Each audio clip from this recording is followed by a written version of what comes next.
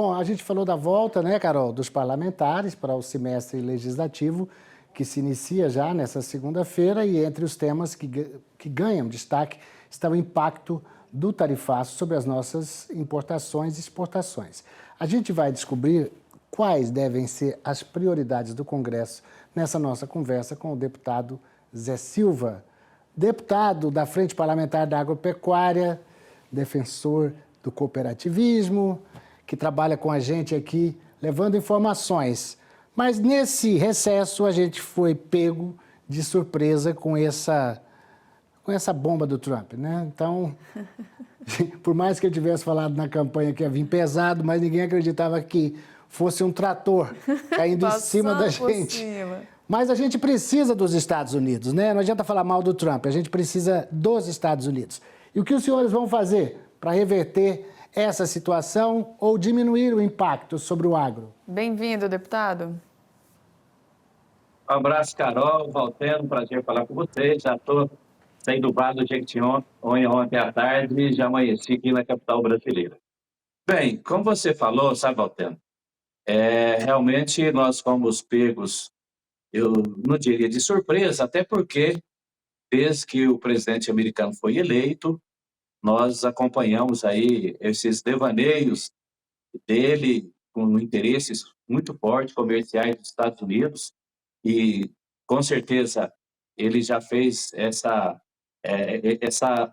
esse avanço para diversos países. Se depender só dele, a Groenlândia, Canadá, México, a Ucrânia e diversos outros patrimônios de outros países seriam dele.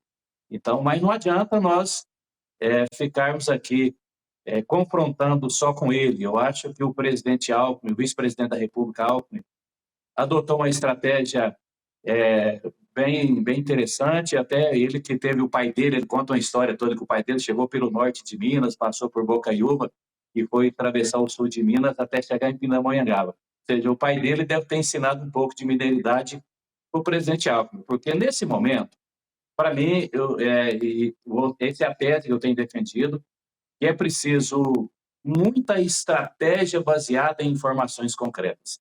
Primeiro, os empresários americanos, você vê de diversos setores, a gente vai pegar a cadeia produtiva da citricultura, que são, de cada 8 copos de suco do mundo são consumidos, 7,8 são das empresas brasileiras aqui, legitimamente brasileiras, né? Então, eles usaram muita estratégia, usaram a parceria dos empresários americanos também. Então, para mim, o que é preciso nesse momento é ter essa serenidade de colocar na mesa esses dados concretos, porque, como eu disse, o presidente americano, ele nem sempre atua com a verdade.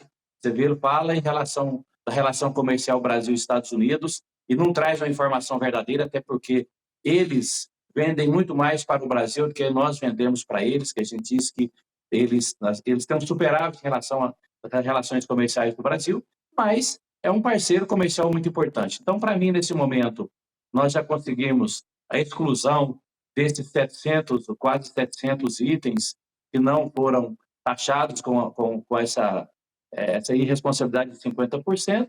A cadeia produtiva do café e da carne, que são muito importantes do nosso agro, eu acredito que nos próximos meses, os próprios consumidores americanos, que também estarão sentindo o que nós estamos sentindo lá com a inflação, a gente aqui com a queda dos preços, pode cair o nosso PIB. Então, para mim, a estratégia é de negociar, depois que tiver exaurido, negociar novamente, sem confrontar o presidente americano. Agora, um ponto é fundamental destacarmos também. Eu tenho falado isso, é uma força de expressão, que nós não somos colônia dos Estados Unidos, ou seja, nós temos que ter o respeito, proteger as nossas cadeias produtivas.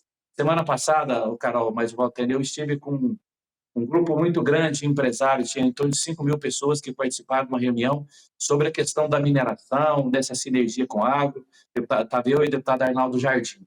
E o que eu fiz uma defesa, que nós temos que proteger também os nossos produtores, as nossas cadeias produtivas, mas não chegar ao ponto de fazer monopólio, de fechar o Brasil. Nós tivemos isso em 88 com a Constituição, em relação à mineração. Foi preciso, 5 anos depois, fazer uma emenda à Constituição, em 95, para que tivesse atratividade dos investidores internacionais. Então, é buscar novos mercados, mas buscar um novo mercado não é tão fácil assim, é da embalagem, das relações, da questão jurídica. Então, com certeza, nós sairemos muito melhores nas relações comerciais com outros países do que nós entramos quando foi anunciada essa tarifa de 50%. Compete ao Congresso Nacional ter essa serenidade, não fazer o confronto, vender o Brasil, ficar defendendo os Estados Unidos, não. Mas é defender o Brasil com a serenidade da negociação.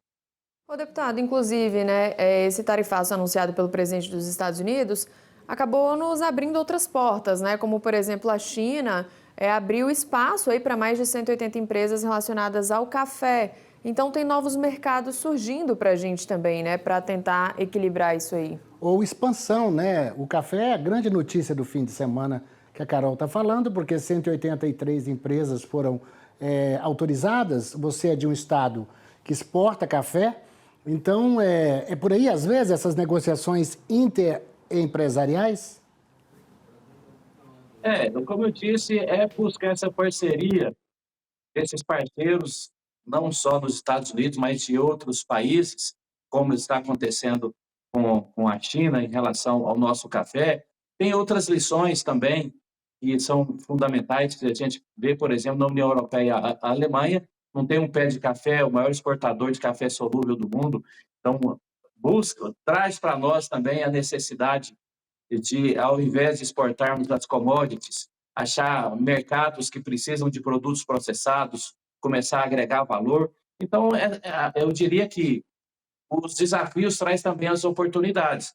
E a busca de novos mercados, eu disse que não é muito simples. Você vê um café que já está pronto para ser embarcado para o consumidor americano e tem uma característica diferente do consumidor chinês em relação ao café, e por isso nós teremos que ir buscando aí, através da ciência, da agronomia, buscar novas maneiras de processar esse café para chegar lá na China, os países asiáticos, na própria União Europeia. Então, o Brasil tem diferenciais muito importantes, por ser um país que dá segurança jurídica. Nós temos uma legislação brasileira que dá segurança aos nossos compradores, um país de paz. Nós não estamos num eixo, como, por exemplo, dos países árabes ali, que tem conflitos geopolíticos, né?